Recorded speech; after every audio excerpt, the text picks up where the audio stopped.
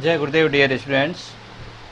Welcome to the online classes of Sri Guru Kripa Senior Secondary School, Raipur. Today, in our class, we will learn use of past continuous tense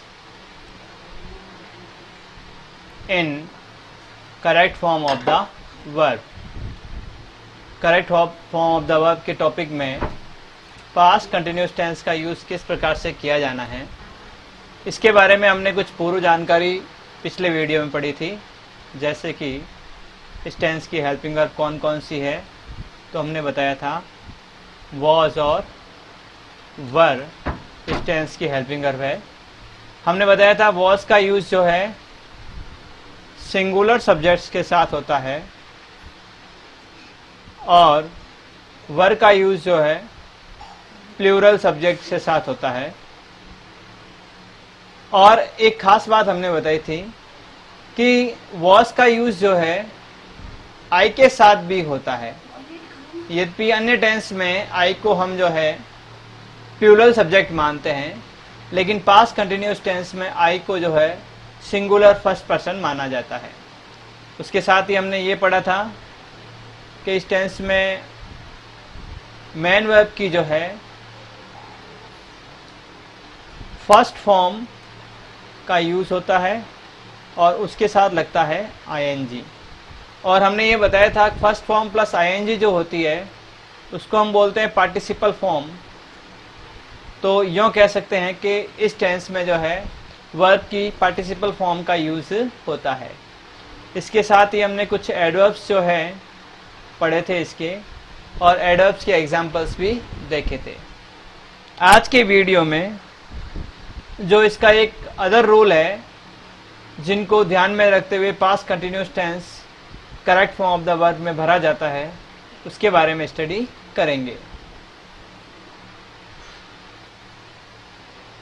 अब हम बात करते हैं other rule की, जिसके आधार पर पास्ट कंटिन्यूस टेंस की correct form of the verb भरी जाती है। वो रूल है to express two actions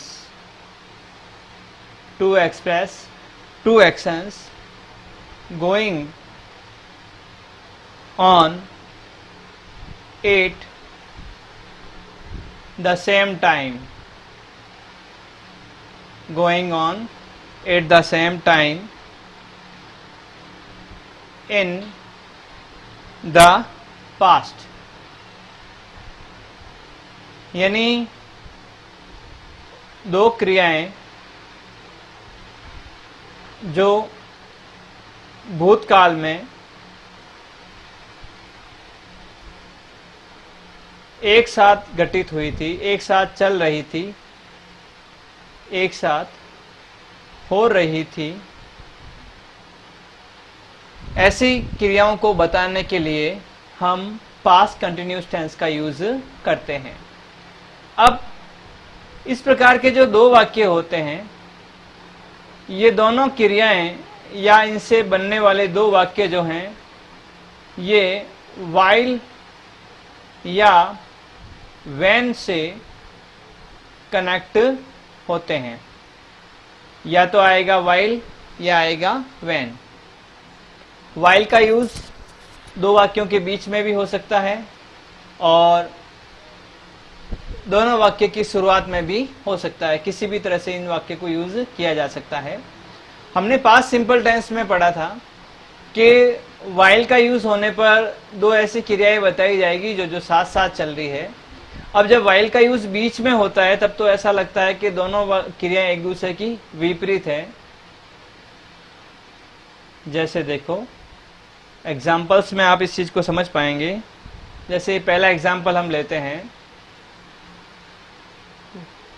while the teacher blank space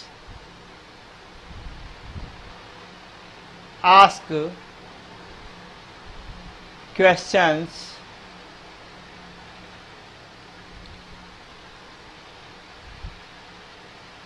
all the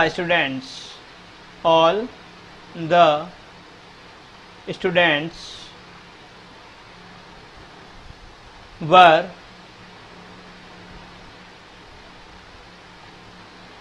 replying eagerly।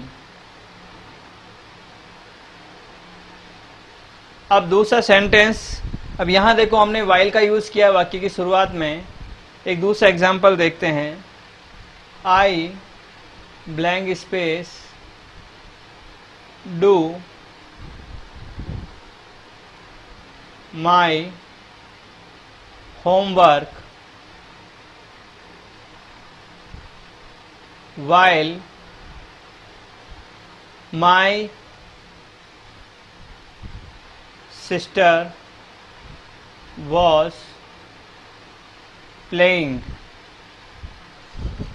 अब इन दो वाक्यों में थोड़ा सा हम डिस्कशन करते हैं। दो वाक्यों में डिस्कशन करते हैं कि इन वाक्य का स्ट्रक्चर क्या है, क्या खास बात बताई हुई है। सबसे पहली चीज तो देखो दोनों ही वाक्यों में जो है वाइल का यूज हो रखा है। इसमें भी वाइल का यूज है और इसमें भी किसका यूज है, वाइल का यूज हो रखा है। दोनों ही वाक्य में वाइल का यूज हो रखा है। अब इन दोनों वाक्यों में गौर कीजिएगा कि एक वाक्य जो है वो पास्ट कंटिन्यूअस टेंस का आ रहा है, जैसे यहां आ रहा है वर रिप्लाइंग, और दूसरे वाक्य में भी जो है वाक्य जो आ रहा है वो आ रहा है पास्ट कंटिन्यूअस का वॉज प्लेइंग। अब नियम ये रहता है कि जब वाइल से दो वाक्य जुड़ते हैं और एक वाक्य यदि पास्ट कंटिन्यूअस टेंस में होता है तो अधिकांश स्थिति में दूसरा वाक्य भी पास्ट कंटिन्यूअस टेंस में होगा। अब इसमें परिवर्तन कब होता है, यदि कोष्ठक में दी हुई वर्ब की पार्टिसिपल फॉर्म नहीं चलती है, यानी फॉर्म ऐसी दी हुई है जिसकी पार्टिसिपल फॉर्म नहीं होती है, वर्ब ऐसी दी हुई है जिसकी पार्टिसिपल फॉर्म होती नहीं है, यानी ऐसी क्रिया दी हुई है जो लगातार नहीं चल सकती, उस कंडीशन में वाइल से जुड़ने वाले वाक्य जो होते हैं उनमें एक वाक्य पास्ट कंटिन्यूअस का आता है तो दूसरा वाक्य पास्ट सिंपल टेंस का आ सकता है। लेकिन यदि वह क्रिया लगातार चल सकती है, उसकी पार्टिसिपल फॉर्म होती है, तो हम वहां पर दोनों ही वाक्यों में जो है पास्ट कंटिन्यूअस टेंस भरेंगे। अब देखते हैं यहां इन वाक्यों में क्या आता है। यहां जैसे आ रही है आस्क, आप जानते हैं आस्क यानी पूछना, और पूछने का काम लगातार चल सकता है, इसलिए यहाँ पे वाइल से जुड़ा हुआ वाक्य है। द टीचर यहाँ प्लूरल है, सॉरी सिंगुलर है, तो यहाँ सिंगुलर के साथ क्या आता है वॉज, और आस्क के साथ क्या आ जाएगा आईएनजी, और वाक्य बन जाएगा the teacher while the teacher was asking questions all the students were replying ईगरली। इस वाक्य में जो है कोई विशेष जो है अंतर दोनों वाक्यों में नहीं आ रहा, और वाइल को शुरुआत में जोड़ने से केवल ये पता चलता है कि दोनों ही क्रियाएं एक साथ चल रही थी। यानी जब अध्यापक जी प्रश्न पूछ रहे थे तो विद्यार्थी जो है बड़ी ही उत्सुकता से उनका जवाब दे रहे थे। अब दूसरे वाक्य पे थोड़ा सा गौर करते हैं। दूसरे वाक्य में देखिए आई के बाद में ब्लैंक स्पेस में आया हुआ डू, डू यानी करना। डू एक ऐसी वर्ब है जिसकी पार्टिसिपल फॉर्म हो सकती है, और यहाँ वाइल से दो वाक्य जुड़े हुए हैं, ये आ गया वाइल, और यहाँ दूसरे वाक्य में आया हुआ है वॉज प्लेइंग यानी कंटिन्यूअस टेंस। तो पहले वाक्य में भी चूंकि इसकी पार्टिसिपल फॉर्म होती है तो यहाँ आएगा कंटिन्यूअस टेंस, और आई के साथ हम किसका यूज करते हैं वॉज का, तो यहाँ आ जाएगा I was doing my homework while my sister was playing. अब मैंने ये कहा था वाइल जब शुरू में जुड़ता है तो दोनों वाक्य के अर्थ में कुछ अंतर आता है, और जब बीच में जुड़ता है तो दोनों वाक्य में कुछ भाव अलग होता है। अब जैसे पहले वाक्य में केवल ये बता रहे हैं कि दोनों क्रियाएं साथ चल रही है, लेकिन दूसरे वाक्य में वाइल बीच में जोड़ने से जबकि का अर्थ प्रकट करता है। यानी मैं काम कर रहा था, मैं होमवर्क कर रहा था, जबकि मेरी sister while my sister was playing, जबकि मेरी बहन खेल रही थी। तो इस प्रकार से वाइल से जुड़े हुए दो वाक्यों में कंटिन्यूअस टेंस का यूज होता है। बहन से जुड़ने वाला एक एग्जाम्पल देखते हैं। जैसे सेंटेंस है यू ब्लैंक स्पेस कोष्टक में आ जाएगा टेक और आगे आ जाएगा रेस्ट। व्हेन योर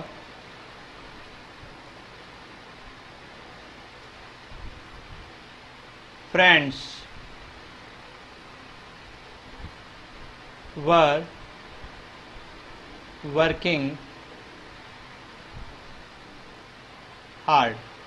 अब इस सेंटेंस में देखिए, इस सेंटेंस में भी यहाँ जो व्हेन का यूज हो रखा है और दूसरा जो वाक्य आ रहा है your friends were working hard.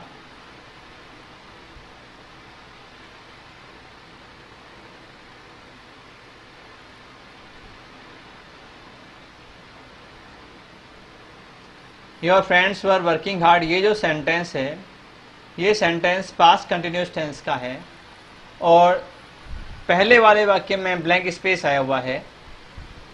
पहले ही बता चुके हैं वाइल से या व्हेन से जब दो वाक्य जुड़ते हैं तो ज़्यादातर ये दोनों वाक्य एक ही साथ होने वाली क्रियाएं होती है। सिर्फ उस कंडीशन में वहाँ पास्ट कंटिन्यूस टेंस नहीं आता है या दोनों क्रियाएं लगातार नहीं चल रही होती है जबकि उस क्रिया की पार्टिसिपल फॉर्म नहीं होती है। तो हम यह कह सकते हैं कि यहाँ जो टेक वर्ब आ रही है टेक रेस्ट यानी विश्राम करना, विश्राम करने की क्रिया लगातार हो सकती है, इसलिए यहाँ पे व्हेन से जुड़ा होने पर ये जो ब्लैंक स्पेस वाला वाक्य है इसमें पास्ट कंटिन्यूस टेंस आएगा।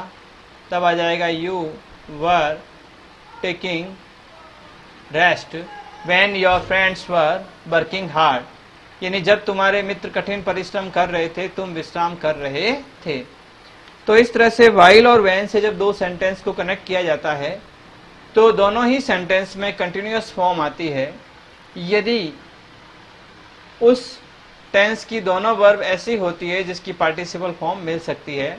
यदि एक भी वर्ब ऐसी आ जाए जिसमें पार्टिसिपल फॉर्म नहीं हो सकती तो दोनों वाक्य में कंटिन्यूअस नहीं आएगा, बल्कि एक वाक्य में कंटिन्यूअस टेंस और दूसरे वाक्य में पास्ट सिंपल टेंस आ सकता है। तो विद्यार्थियों, इस तरह से correct form of the verb में पास्ट कंटिन्यूअस टेंस का यूज़ कैसे होता है ये हमने सीखा। अब हम आगे पास्ट परफेक्ट टेंस के बारे में जानकारी प्राप्त करते हैं और correct form of the verb को फिल करते समय किस तरह से हम पहचानते हैं कि वहाँ पास्ट परफेक्ट टेंस आएगा उसको हम देखते हैं। अब हम बात करते हैं पास्ट परफेक्ट टेंस की। Correct form of the verb में हम किस तरह से पहचानेंगे कि किसी भी ब्लैंक स्पेस में हम पास्ट परफेक्ट टेंस को भरेंगे। सबसे पहली चीज़ जो हर टेंस में हम पढ़ते हैं, इस टेंस की हेल्पिंग वर्ब क्या होगी। तो इस टेंस में एक ही हेल्पिंग वर्ब आती है हैड। जब एक ही हेल्पिंग वर्ब आएगी तो चाहे सिंगुलर सब्जेक्ट हो या प्लूरल सब्जेक्ट हो, सभी के साथ जो है इसी का यूज़ होगा, चाहे सिंगुलर आ रहा है चाहे प्लूरल आ रहा है, दोनों के साथ ही किसका यूज़ होगा, हेड का। तो इस प्रकार के जब वाक्य आएंगे तो आपको ज़्यादा विचार करने की जरूरत नहीं पड़ेगी कि आपको हेड लगाना है या नहीं। सॉरी, एक वचन है या बहुवचन है ये करते के बारे में विचार करने की जरूरत नहीं है। नेक्स्ट चीज़ जो इस टेंस में हमें ध्यान रखनी है और जिसको हमें जानकारी करनी पड़ेगी जब हम फिल इन द ब्लैंक्स का कार्य करेंगे वो है main verb.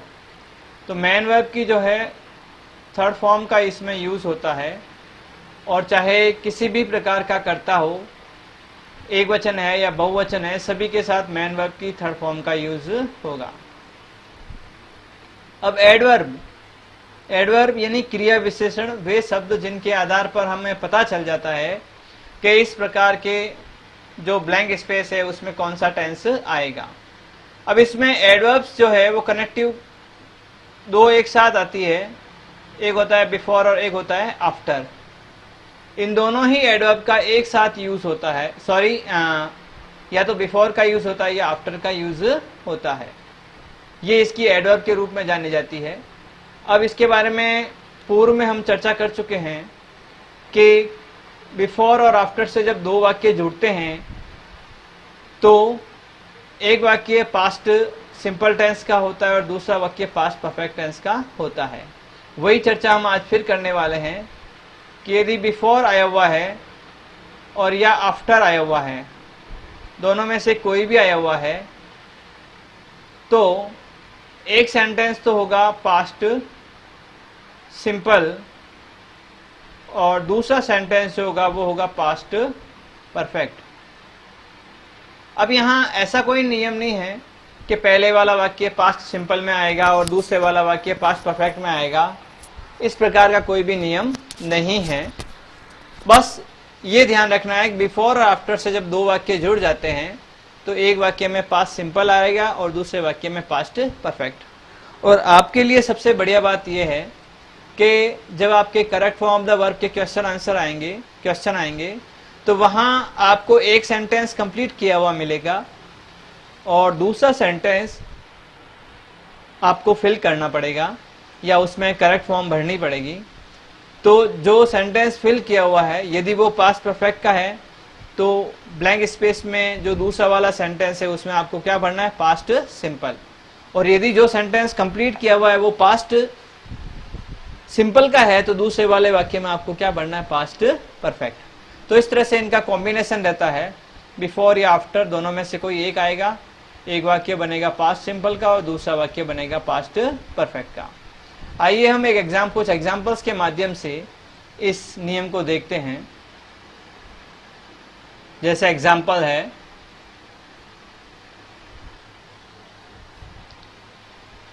The train blank space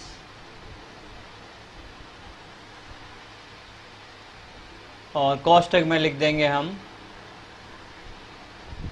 start before I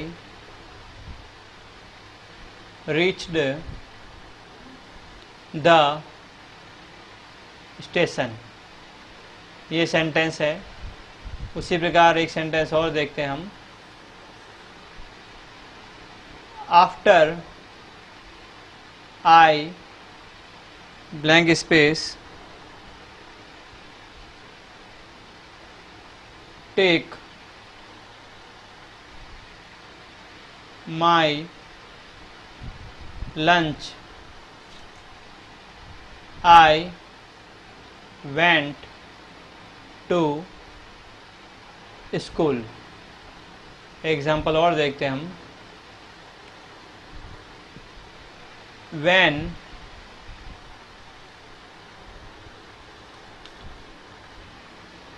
sorry before after का यूज करना है।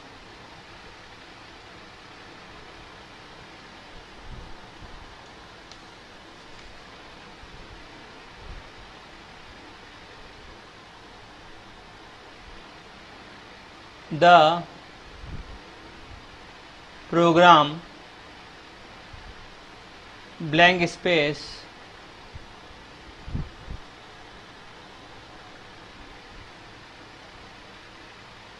start before we reached there।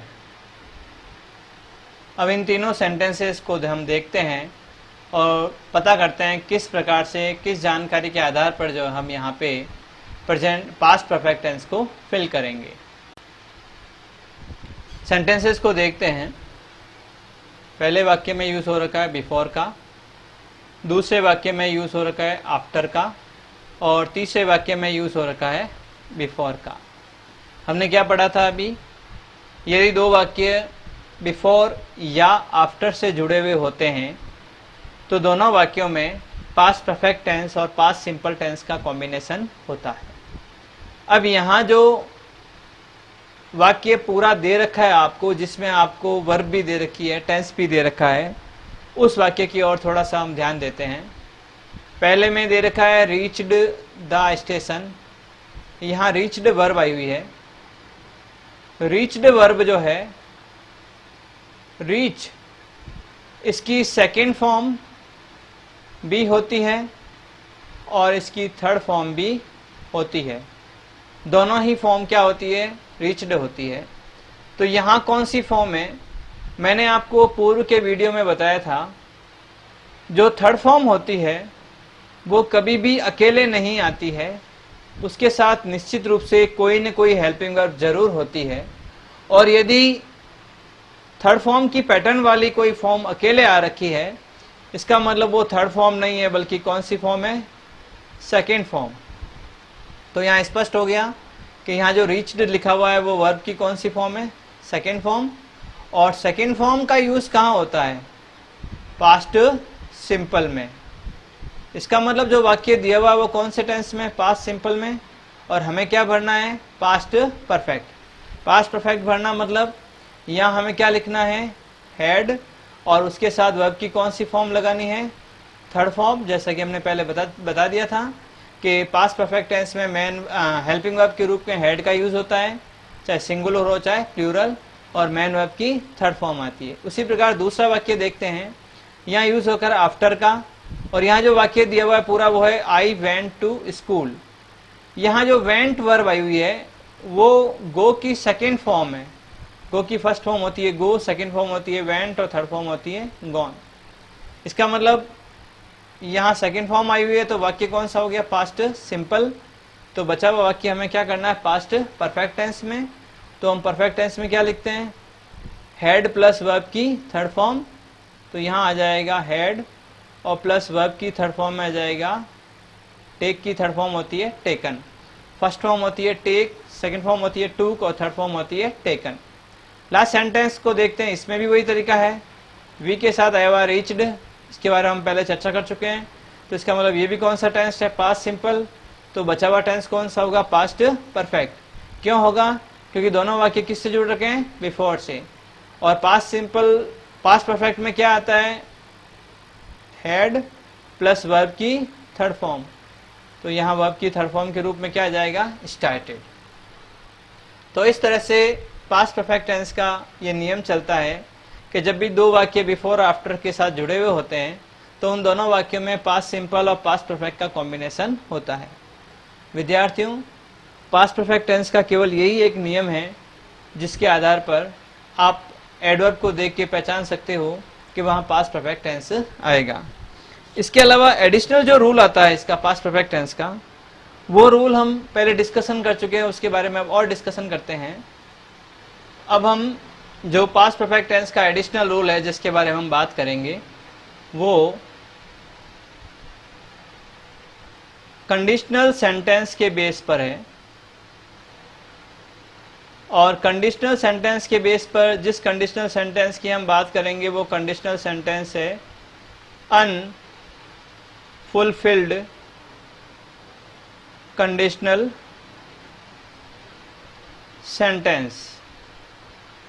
और इसके बारे में जानना क्या है, हमें अनफुलफिल्ड कंडीशनल सेंटेंस का जो स्ट्रक्चर होता है उसको हमें देखना है कि वो स्ट्रक्चर कैसा होता है और वो किस तरह से पास्ट परफेक्ट टेंस से जुड़ा हुआ है। तो किसी भी कंडीशनल सेंटेंस में दो तरह के क्लॉज होते हैं। पहला क्लॉज होता है कंडीशन क्लॉज, जिसकी शुरुआत हमेशा किससे होती है, इफ से। और दूसरा क्लॉज जो होता है वो है रिजल्ट क्लॉज, यानी परिणाम उपवाक्य। एक वाक्य तो होती है शर्त और दूसरा वाक्य होता है परिणाम। तो ये जो अनफुलफिल्ड कंडीशनल सेंटेंसेस हैं, अनफुलफिल्ड का मतलब हो गया अपूर्ण, यानी जो पूरे नहीं हुए, यानी ऐसी शर्त जो शर्त रखी गई थी और उस शर्त को पूरा नहीं किया गया और उसी कारण से उसका नेगेटिव रिजल्ट जो है हमारे सामने आ गया। तो इस प्रकार के जो कंडीशनल सेंटेंसेस होते हैं उसमें कंडीशन क्लॉज जो होता है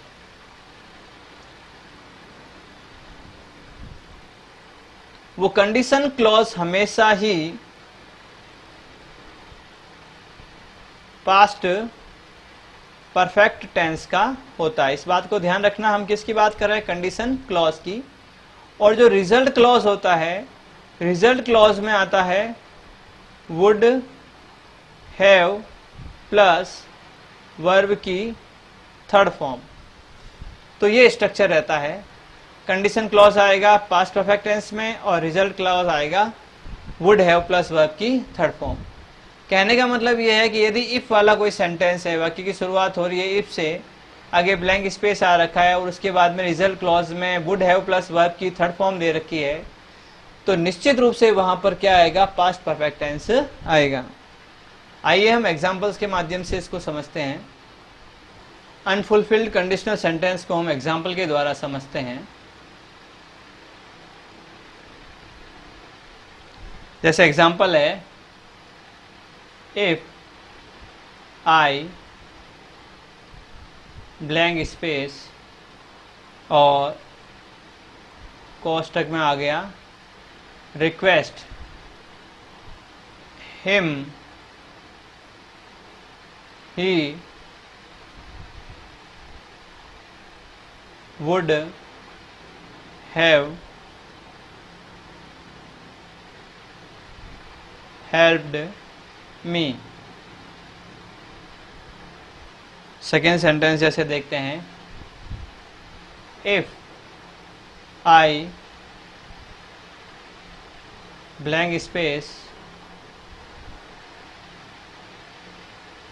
try I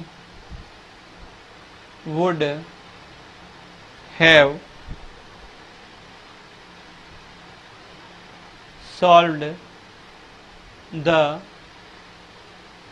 question।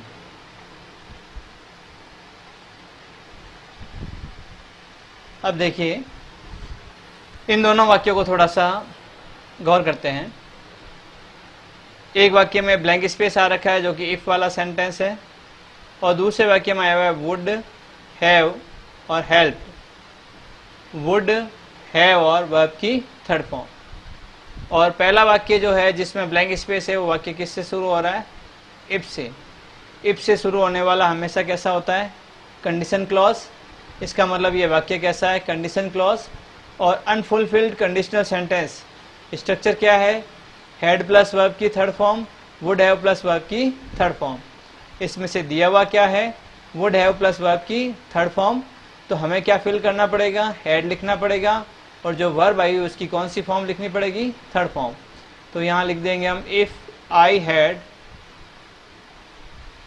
Requested him he would have helped me. यानी यदि मैं उससे निवेदन कर चुका होता तो वो मेरी मदद करता। वाक्य से यह अभिप्राय निकलता है कि यदि उसने निवेदन किया होता, इसका मतलब यह है कि उसने निवेदन नहीं किया, तो शर्त पूरी नहीं हुई, इसीलिए इस सेंटेंस को बोलते हैं अनफुलफिल्ड कंडीशनल सेंटेंस। दूसरे सेंटेंस में देखिए, दूसरे सेंटेंस में आया हुआ इफ आई और कोष्टक में आया हुआ ट्राई, आगे आया हुआ I would have solved. Would आ गया, हैव आ गया और सॉल्व्ड आ गया। इसका मतलब अब हमें क्या भरना है, हैड प्लस वर्ब की थर्ड फॉर्म। तो यहाँ आ जाएगा हैड, और यहाँ ट्राई की थर्ड फॉर्म क्या आ जाएगी, ट्राइड। तो वाक्य बन जाएगा if I had tried I would have solved the question. यदि मैंने प्रयास किया होता मैं क्वेश्चन को हल कर पाता। तो इस तरह से हमने कंडीशनल सेंटेंस को देखा, अनफुलफिल्ड कंडीशनल सेंटेंस को, किस तरह से वहाँ पास्ट परफेक्ट और would have plus third form का कॉम्बिनेशन रहता है। इसके आगे टेंस हम नेक्स्ट वीडियो में देखेंगे। जय गुरुदेव, थैंक्स।